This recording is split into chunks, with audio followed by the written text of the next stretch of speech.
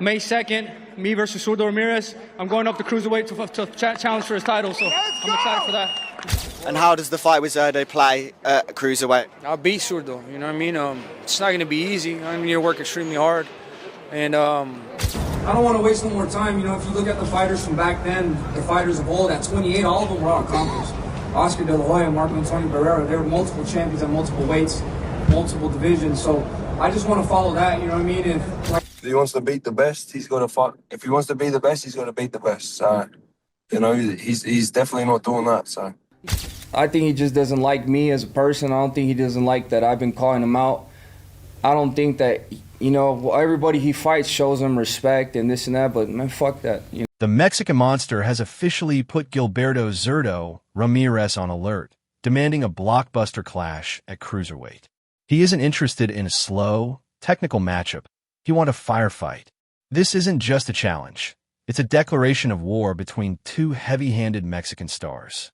Benavidez is determined to show he can storm into a new division and take over by sheer force. Happy with this, and I just want to keep training hard, but I got some news for you guys. May 2nd, me versus Zurdo Ramirez. I'm going up to Cruiserweight to challenge for his title, so I'm excited for that.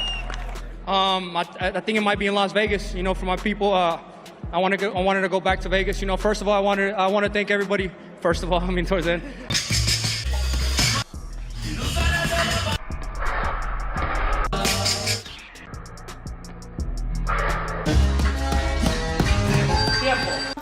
Unified Cruiserweight Champion Zurdo Ramirez in camp, getting ready for January 16 fight against Robert Sfar. And after that, it was already announced Zurdo Ramirez and David Benavidez is going to be one of the biggest fights, if not the biggest fight in 2026. Zurdo Ramirez has 2 belts at Cruiserweight. David Benavidez is the monster, just won. He's a champion at 75. They were both champs at 68.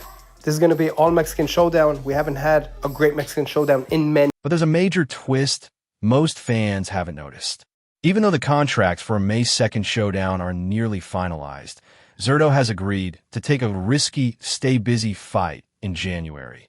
One that could completely derail everything. Today, we're breaking down the sparring history that fuels Benavidez' confidence, the furious response from IBF champion Jai Opetaya, who says he's being avoided out in the open, and why Benavidez' leap to Cruiserweight might be the nightmare Canelo Alvarez hoped would never come. First, the latest update. Golden Boy Promotions has announced a major move, telling fans to save the date for Cinco de Mayo weekend.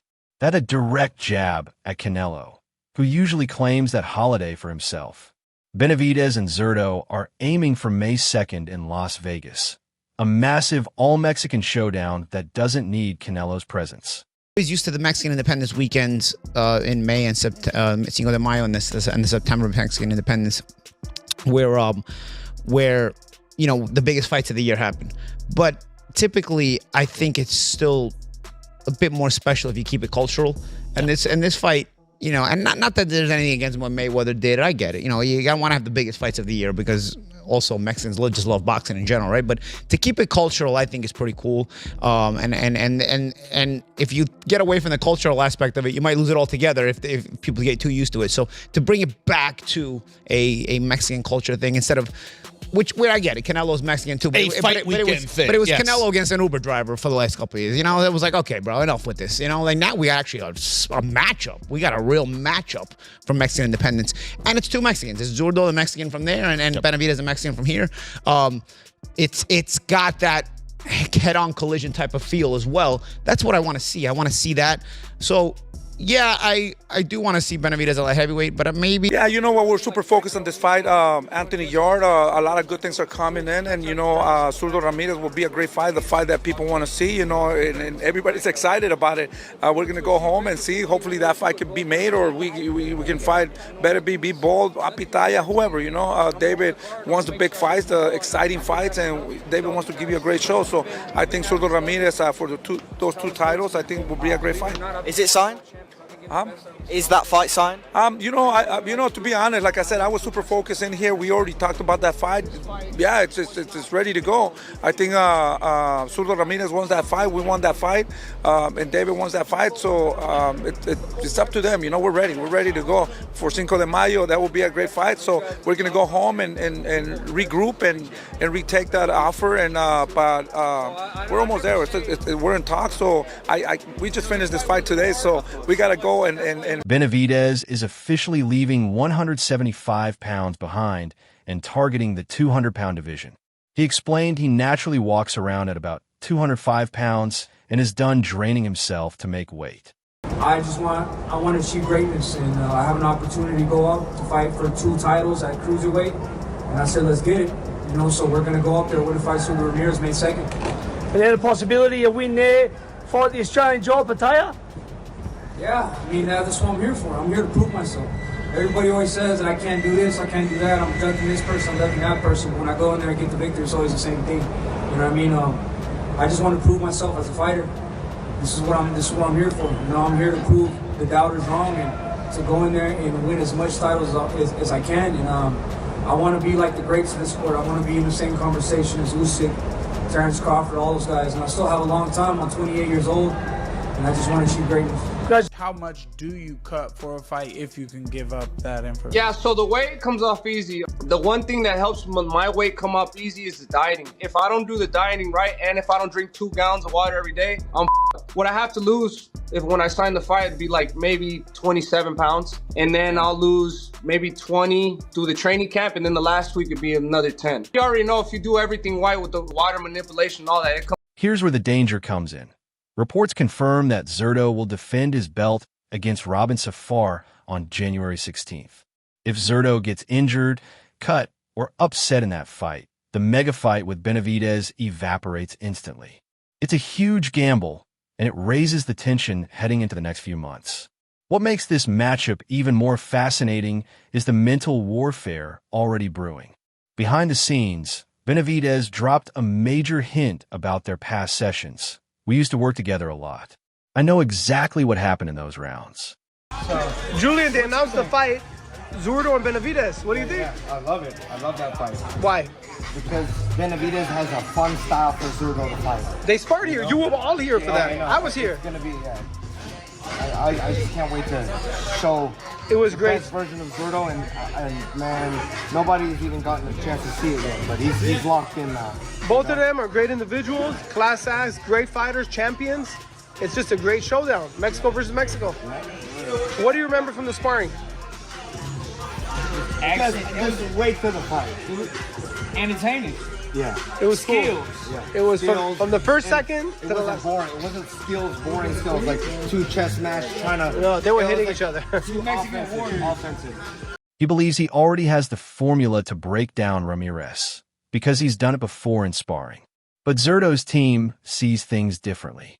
His coach, Julian Chua, recently described those old sparring sessions as excellent work and said the current Zurdo is a completely transformed fighter, stronger, more stable, and finally settled into the cruiserweight frame.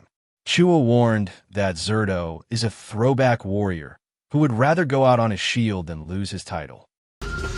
I'm happy for Zurdo. I'm happy for David. It's a major fight. David has to come up 25 pounds. Zurdo is a cruiserweight unified champ. But naturally, David's a big guy, though. He is. I think it's going to be great for boxing. Boxing needs big fights with big fighters. So, yeah. And it's May 2nd. Yeah, May 2nd. Taking over. Is it Vegas? Do we know or not yet? It's that massive fight. I think T-Mobile. Hopefully. It was crazy to me, just the most unwarranted hate toward David Benavidez. Why? Who hates him? No, I'm talking about from people just saying this and that. They're asking him questions about Canelo, and he's responding, and they're still mad. They're saying he's begging for Canelo. He's answering a question. People are fucking retarded. Nah, people are just haters naturally. I saw a reporter from Ring Magazine saying, "I don't like the fight with Zurdo. I want him to fight better, BM." Cinco de Mayo, Zurdo, May 2nd. Is that what you want? Is that what's next? Yeah, it's already signed, May 2nd, me versus Zurdo Ramirez. And like I said, I'm not waiting for nobody. I'm not making my own lane, and I'm achieving my greatness. Do you feel like you did better with Beterbiev than, obviously, with Yard than Beterbiev, and you would beaten him or Bivol tonight? I think so because Beterbiev got hurt with Yard. You know what I mean? And so did Kovalev. You know what I mean? So I feel like, later, brother, I didn't get hurt at all. You know what I mean? I got caught with the shot, you know what I mean? But I didn't get hurt with anything. So, and I think I stopped them earlier than both of them. So I feel like I had a better performance, and supposedly this was a better version of Anthony Yard, more experienced, you know, more older. So, yeah, I feel like I have a better performance. To understand why Benavidez feels confident enough to jump divisions, just look at what he did to Anthony Yard. Benavidez shared what he told Yard moments before the knockout. You want a shootout? Let's do it. What followed was brutal. Benavidez unloaded a barrage of 14 unanswered punches with one hand, breaking Yard's resistance piece by piece. And the scary part? Benavidez rated that performance only a B+. He even said he outperformed Artur Beterbiev's showing against Yard, noting that Beterbiev got hurt in his fight while he didn't absorb any damage. Yeah, as soon as I busted him up, his face was bleeding. I'm like, this is what you wanted? You wanted a shootout, right? You wanted a shootout. And I was just talking a little shit, you know what I mean? It was my ego. The monster started coming out, so, you know, we just let that go. What did he say? He didn't say nothing. He didn't say nothing. Why is that? Why do you think? Do you feel like you got to him at that point? What round do you feel like you had him personally? I had got him when he held my hand in the end of the round, and I started hitting him. I hit him with like 14 shots, but they were all hard. I know exactly what I could do. Once he was trying to hold my arm, and I hit him with like 14 shots, and if the first one didn't hurt him, the next 5 or 6 hurt him. You know what I mean? So, there's a great card from top to bottom. You know what I mean? And Anthony Yard came in there. He came to go to war, but I told him this is Monstro's world. Nobody can mess with me. So I'm really happy. I'm really excited with everything. I'm happy that Turkey Al-Sheikh invited me out here to get a fight with Riyadh season, and I'm definitely looking to come back here and fight with Riyadh season ring card in the future. How would you grade your performance? I graded B+. You know, I'm not gonna lie. I think I could have did a little bit stuff better, but there's always room for improvement. But people wanted to see the knockout. They said I couldn't stop this guy. I had no power 175, and you know what I mean. I made it look easier than I would say Kovalev and Beterbiev. Benavidez's arrival at cruiserweight has sent shockwaves throughout the division, and not everyone is pleased. Jai Opetaia, the IBF champion, is furious. His team released a statement accusing Benavidez's camp of ducking them in plain sight. Talks of the Zurdo fight. Thoughts on that? Yeah, they're obviously ducking. You know, I don't think it's you know, it's very obvious that they don't want to fight. You know, in my eyes, it's like, fuck. You want to keep getting better and you want to keep sort of leveling up and prove you're the best. But these guys see it other ways. You know, who knows what they're chasing? You know what I mean? Like, well, what's he proving? You know, what's Zurdo trying to prove? Fighting, you know, does that prove he's the best in the fucking cruiserweight division? I don't think so. You know, he's fighting a guy coming up 2 weight categories. So, what does this mean? You know, you tell me, well, what the fuck? What am I meant to say to this? You know, so if he wants to beat the best, he's got to fight. If he wants to be the best, he's got to beat the best. So, you know, he's definitely not doing that. So, Opetaia had mapped out a clear plan to unify titles by 2026, but Benavidez versus Zurdo has thrown that roadmap into chaos to create their own blockbuster. Benavidez isn't just chasing belts. He's turning the entire division upside down, irritating fellow champions, and taking over one of the biggest dates in boxing. So it's like when you go into a fight, I knew I was the underdog, but I just thought that, you know, I'll give him a look he's never seen before. And you know, you go in the fight saying, I can hit, you know, I can box as well. And I knew today it was just whoever landed first. Whoever landed that good shot first. I was dipping. I think he hit me with a good uppercut to the nose. And then, yeah, he threw his flurries, as he does, kept coming forward. But I was fine until I took a knee. Because, again, my nose and the blood or whatever. And then it hit me when I was down, and after that I was just a little bit dizzy. But it was a good fight, man. Take nothing away from David Benavidez. He's a probably future Hall of Famer. He's been a world champion for a long time for a reason. And yeah, nothing but respect. He's proving that wherever he goes, he becomes the A-side. While shaking up cruiserweight, his team took one more jab at the man they say avoided him. Jose Benavidez Sr. claimed that after watching his son dominate Yard, Canelo must be hiding in a closet. The narrative that Benavidez is untested is gone. He's headlining global events, smashing top contenders, and planning unification bouts on Canelo's signature weekend.